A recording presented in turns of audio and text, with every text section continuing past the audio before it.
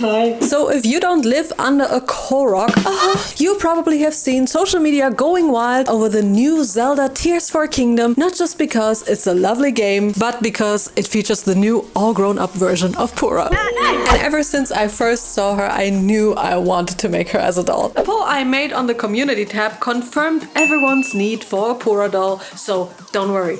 I got you. This video is also a tiny little collab with Nick from I Could Do That DIY, who made the Breath of the Wild version of Purah, so make sure to check out his video after mine as well. I will be printing Purah's custom head and hands that my friend Blue Pixie made for me on my Nova doll body. So I simply set up the 3D files on my slicer program, rendered them before hopping on to printing. So I mixed some light skin tone from beige and white and gonna fill that in now. Ever since I hooked up my second Saturn printer, I like to use both printers running simultaneously to speed up the satisfying printing process.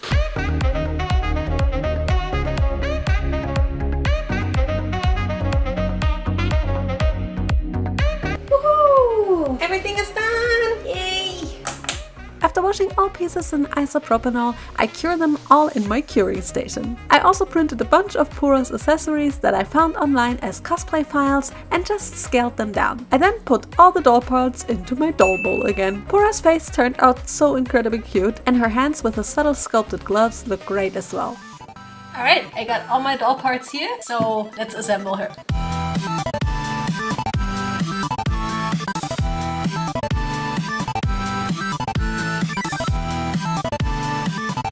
Getting faster. Yay! It seems I'm really stepping up my stringing game and was able to string her in just under 20 minutes. I can already tell how much this doll looks like her, which makes me extra excited to start working on this project.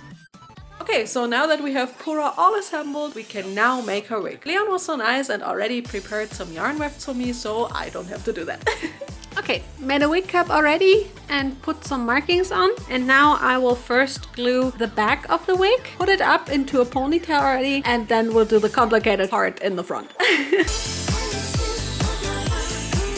Okay, so hair in my mouth. Okay, so the back is done. I put it in a ponytail for now, and now we're gonna do the front. For the front of her hair, I'm gluing the wefts into the direction of the parting, but leave the very front of the wig out, where I will glue the front wefts later. One side is glued, now I do the same to the other side. Okay, now I'm gluing the strands for the fringe, basically for the bangs here. And then, as already explained, I just have to glue the front wefts onto the wig, but glue them upside down this time. And now I prepared this little ribbon, and I will glue this right on top of this hairline so that it covers the ugly part, basically. Purah's hair is held by this little headband, so I covered the glued parts of the hair with it and can later comb the bangs over the headband. Then I proceed and cut the front part of her wig according to her looks and set it with some hairspray. And this is where my cam died. RIP. Okay, I somehow managed to do this. It was super difficult. But it looks okay now. So now I can wrap more wefts around the ponytail so I can make the bun later on. I made some longer wefts to glue around the ponytail so I would have enough hair to put it into the big hair bun that Purah has later. To make said bun, I separate the ponytail into 2 equally big strands, brush them nice and smooth, and then take one strand of the hair and slowly roll it with my fingers into a little roll. Basically making it look like this. Now I just have to somehow fixate it. Got to Be hair glue was perfect for this because it sets the yarn hair into place forever. Now I just need to make the second bun the same way. Cool! Now onto the accessories! Okay, so I was unsure how I'm gonna make those little sticks that she has in her hair bun, and I think what I'm gonna do is I'm just gonna sand down a skewer, and let's see if that's working. With a skewer and my dad's sanding machine, I filed down the round wooden stick on 4 sides to make it square-shaped. I just straightened them after and it worked pretty well. To make them red, I just painted them with cochineal red. Yeah, that one. For the visor, Nick from I Could Do That DIY was actually so kind to send me his file because scaling down the cosplay visor file wasn't working, it was just too thin. I simply scaled it down to the size of my doll, printed it and painted it with liquid golden paint. For the pupils of the eyes, I will use some pinning needles and dip them into teal colored acrylic paint and let them dry. When they have dried, I can then insert them into the visor and glue them in place. I wanted to initially install LEDs in the visor, but I had no space for a battery pack to go anywhere, so I decided against it this time. In this case, even my trusty Uhu glue couldn't fix this. Finally, I also printed all these little beads and painted them gold, and now simply hook them together with tiny golden jumper rings. With all the accessories prepared, I start putting them onto the wig. First, I'm gluing the golden bead chain around the hairbun. Then I put a little bit of glue onto the wooden sticks and insert them onto the hairbun on the side. And finally, with a dab of hot glue, I'm gluing the visor to the front of the wig. And with this last step, the wig is done. It's so cool how much only the wig already looks like her, and I'm glad I used a bunch of hairspray on this because it holds like a charm and I don't have to be worried of the style coming apart. Let's paint Purah's face next. I sprayed Purah's face with good old MSC before sprackling her face with some micro glitter. With some powdery pink pastel chalk dust, I add some blushing to her cheeks with a soft little brush. And with a smaller brush and some more vibrant pink pastel dust, I gently blush her lips. I didn't want to give her too much of a lip blush, but a little makes her look more lively. For Purah's signature red eyeshadow, I decided I wanted to make it look a little less harsh and therefore blushed it onto her eyelids with red pastel chalk dust and a small brush. I really took my time with this to make it look neat. And then I could go on and sketch out her eyeliner with dark grey pencil. I'm trying to make it as symmetrical as I can and make the sketch as neat as I can as well. The neater the sketch, the easier the rest of the face up will be, I think. Before going in with paint, I also take a light grey pencil and sketch out Purah's eyebrows as well. In total, I want to give her a little bit more of a semi-realistic look. To still make her look like it was made by me, even though the doll style is very different from what I usually go for. Satisfied with all the sketched lines, I then proceed to paint Purah's eyeliner with matte black acrylic paint. I prefer matte acrylic paint much more over semi-glossy one. And with some dark brown gouache paint, I can also paint Purah some lower lashes. I wanted to make her soft and kind because she has such a sweet personality, so I went for a very soft lash look. To blend the lashes into the face up, I used some black and red pastel chalk dust. And finally, I'm also adding some single hairs to the eyebrows with white acrylic paint that I borrowed from my white Posca marker because the opacity of these inks is amazing. And then it's time for everyone's favorite part, pearly, sprackly shimmers. This always gives the face up such a glow, and I really love this step. And after a final spray with Mr. Super Clear, I then gloss Purah's lips and waterline with a glossy varnish. I usually add up to 3 layers to the lips to make them look extra shiny. And then I had to do the dreaded lash gluing, which is always a pain, just like with gluing lashes on your own eyes. This is horrible. Almost forgot to film. I made the eyelashes already and now I just have to paint them red. While Purah's lashes were drying, I already started making the eyes. I'm using the same red shade as I used for the wooden hair sticks and paint the irises with it. After they had dried, I then used some red metallic powder to give them more of a glow. I really like how that looked. And then with a tiny dot of resin, I insert some small black rhinestones that will be the pupils later on. I cure the whole thing and then add a resin layer on top so that I can insert tiny iridescent rhinestones as highlights. Okay. Final doming! After curing that again, I add a final doming resin layer to the eyes and cure them a final time. The finished eyes look like this and I think they are super gorgeous. And here's Purah's finished face. I'm super excited to see her with the eyes inserted, so let's do that real quick. Oh my god, her face is so soft and sweet. Ah! Of course her glasses are still missing, but she already looks a lot like Purah. So how about we paint her glasses next?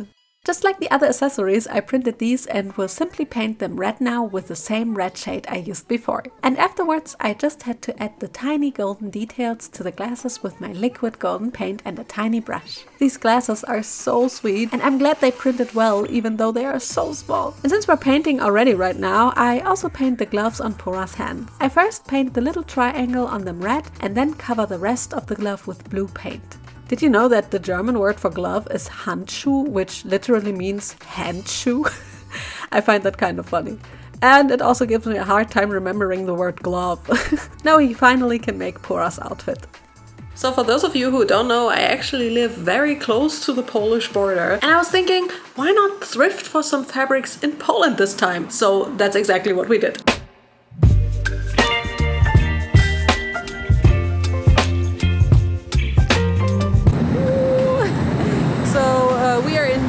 right now. I hope I said that somewhat right. Szczecin. And we are going to try to find some old clothes, secondhand clothes, and I want to use the fabrics from those thrifted clothes for my Purah doll in order to save some money maybe. So let's do that. Baby, you give me ice and fire. You're giving me wind and rain. You're some kind of butterfly. Alright, so it is the next day now, and I actually found almost everything in the stores yesterday. It was so nice, and we saved a lot of money. So let me show you what I got. So I got this blue, dark navy blue blouse that has the perfect blue shade for Purah. And I got this old pillowcase, and it has the dark red for the ribbons and the bright red for the skirt and the undershirt. And for her jacket, I still had this leftover fabric from Ronnie's coat, so I can use that and didn't need to buy anything. Yay! Let's make Purah's top first. I cut out the front pieces from the beige cotton fabric already, and first we'll need to glue around the seam allowances of the little cutout of the top using my Uwu glue stick. I fold them around neatly and end up with 2 cleaned up pieces. Now I can line them up on top of each other, finished sides in, pin them in place and sew the small and long seam together. Also, big advice coming in here. I don't know if you know this, guys, but ironing is half the job when sewing, so I urge you to always steam your seams. It took me way too long to appreciate ironing, but the result is so much better when you do. Look how good it looks from the top now. With the seam nicely ironed in place, I now proceed to slap on the side pieces of the shirt, finished sides in, and also ironing everything in place, and then do the same with the back pieces of the top. As you can see, I already cut notches into the seam allowances, so I can now glue them around just like I did with the cutout of the shirt as well. I did that to the bottom seam allowances and the armhole seam allowances, and can now put the pieces aside so we can make the collar. I basically have to glue around all the seam allowances on the collar as well, leaving out just the seam allowances where I will sew it together with the top later on. After doing so, I then glue and hem together the front of the collar so it looks like this afterwards.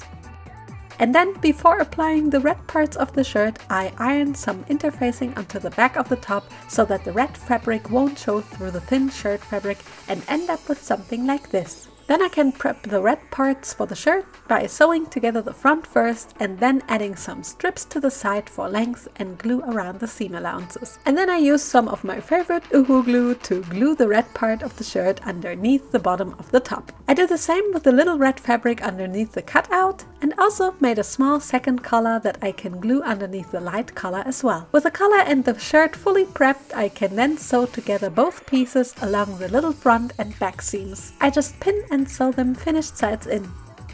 For the little golden ornaments on the shirt, I decided to roll out some cosplay into a sausage, then flatten it out with a roller before cutting some thin strips from it with a ruler and an X-Acto knife. Alright, let's bake this. I printed a bunch of accessories and now have to paint them gold. So while the strips were baking, I already go ahead and paint all the other accessories for the shirt golden. I really underestimated just how many little accessories Purah's outfit has. Okay, they're done baking. And they're super soft and flexible, so that's really nice. Now we can paint them gold. Yay! Cosplay is amazing because it stays so flexible after baking, which was perfect for this purpose. I now just have to paint them golden. While they were drying, I made these small ribbons from the dark red fabric that we also thrifted, and now glue them to the back of the brooch that I painted golden earlier. And to finish off the ends of the ribbon, I attached the little golden end caps to it. In the meantime, the golden flexible strips have dried and I can now attach them with a little bit of glue to the top. I wasn't sure if this technique would be working, but it actually worked a lot better than I would have thought, and I'm really happy with the result. On top of the whole thing, I can then add the little closures that I also 3D printed from a cosplay 3D printing file. Looking good! Last part missing is the small brooch that I now just attached with a little amount of Uwu glue. And with the Velcro attached to the back of the top, it is done, and it looks so much like Purah's shirt. I'm really happy with it. It's so nice that the cosplay technique worked so well for the golden trim. A good thing to remember for future projects. Time to make Purah's signature coat. It has a weird shape because it's like business in the front, party in the back. And the pattern pieces look super weird for this, but trust the process. I first cut them out with seam allowances before hopping on to cutting out some fabric vinyls. Okay, so for Purah's coat, I have to cut this red strip and those little black symbols. It's already done. The red strip was cut faster than I could film, so now I simply needed to cut the black little symbols for Purah's coat. After cutting, I weed out both pieces and free them from the excess vinyl before putting everything underneath the iron press. Alright, press is hot and I prepared everything, so we're ready to iron! Yay! The iron press is really optional. You can totally do it with a regular iron as well. I just happen to have a dad with a sign making company, so I can use his. After ironing the red strip, I placed the little black symbols on top of it and then ironed the whole thing again for 20 seconds at 165 degrees Celsius. Ah, it looks super nice! I actually have to take the fabric double for the jacket because it's very thin and the blue lining would shine through if I wouldn't do it, so we have to sew it double, basically. Sewing the whole jacket double like this was not easy, but because the fabric was very light, it was possible. I first sewed the back seam together, finished sides in, leaving the slit in the back open. Then I am adding the side pieces to the coat, finished sides in as well. After doing so successfully, I now will add the collar/front piece to the jacket by sewing the curved seam onto the neckline, good sides in. For the sleeve cuffs, I marked the pattern piece on a thicker piece of double-layered fabric and sew the curved seam first. After that it looks like this, and then I can cut back all seam allowances, then flip it inside out and end up with something like this. I make a second one the same way and now take my sleeve pattern pieces and first gather the bottom of them to the length of the cuff. Then I can pin the cuff to the gathered sleeve seam, finished sides in, and sew it on. You can see I pinned that one sleeve into the jacket already. And now have to do that to the second one as well. Before being able to close the side seams, I decided to sew in the sleeves first. I pinned them in place carefully and tried to sew them in as accurately as I can. It was a bit tricky, but I made it work. And then I could finally close the sleeve and side seams by neatly pinning them together, good sides in, and then hemming them in place. Onto the lining. So I have to cut the pieces single because I can't fit them double on the blouse, but it works! This navy blue blouse just had the perfect fabric and color for the lining, so I was really happy I could use it for this project. When all the pattern pieces were cut, I first sewed together the back and side pieces just like I did with the upper coat. And then I simply add the front and collar piece as well, finished sides in. The last thing to do was closing the side seams of the lining, good sides in. Alright, and now I have to sew these together. Oh god.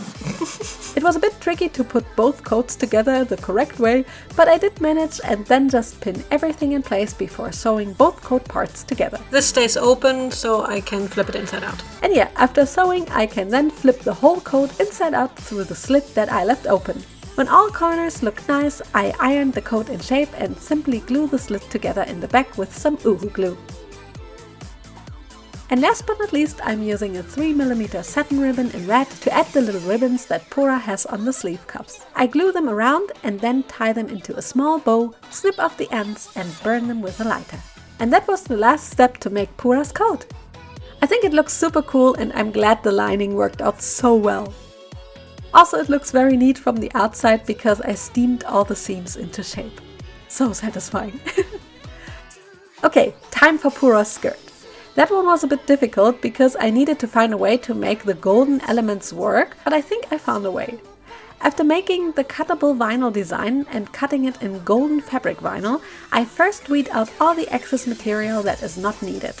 This took a while, but it's always such a satisfying process. I end up with something like this. Before we can iron it onto the skirt, I first have to sew the red skirt parts together, finished sides in like this. Okay, and now we can iron on the gold. Hopefully.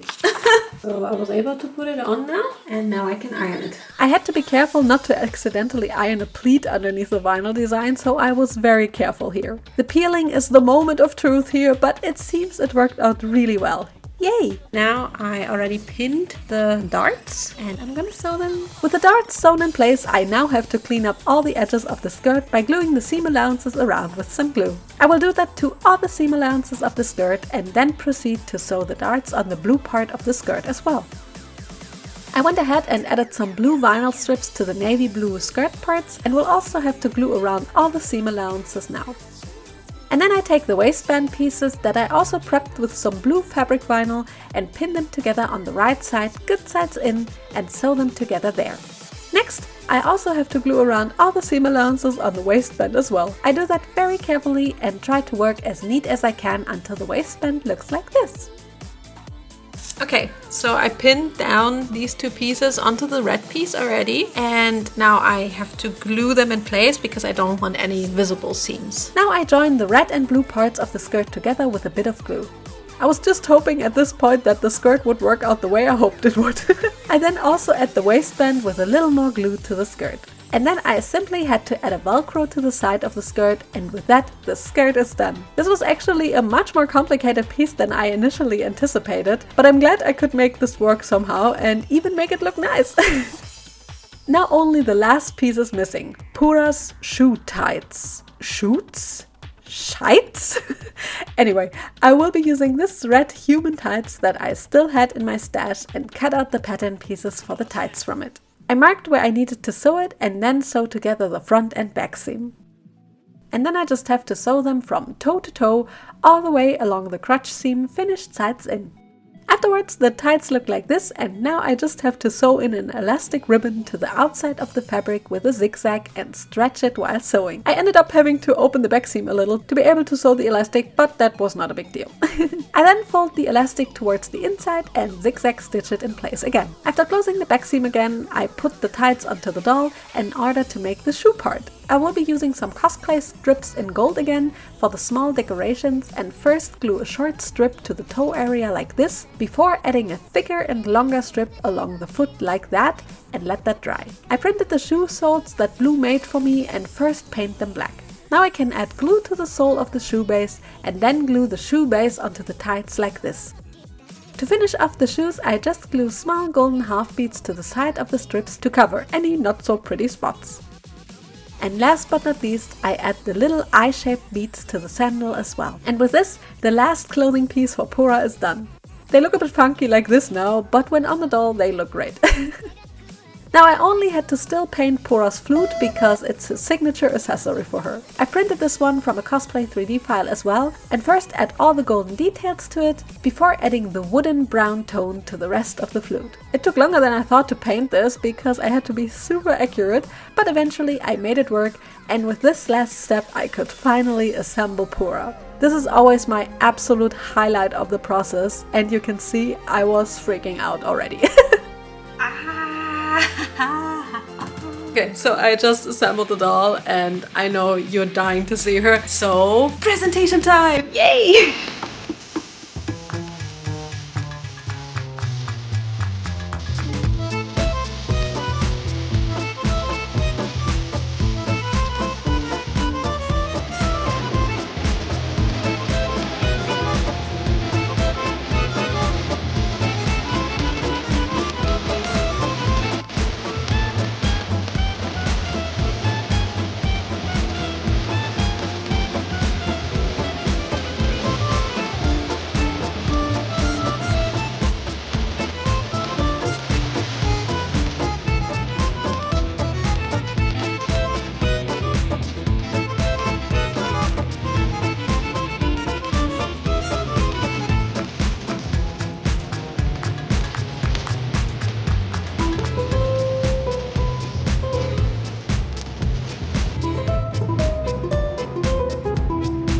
And here's my Purah doll all done. I know this is a very different style doll, color-wise and style-wise, but I hope you guys enjoyed her nonetheless.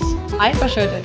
Make sure to also check out Nick's video. His Purah is also so cute. As always, big shout out to all my channel supporters and Patreons. You guys are absolutely incredible. Thank you guys so much for watching, and see you soon with the next Monster High redesign.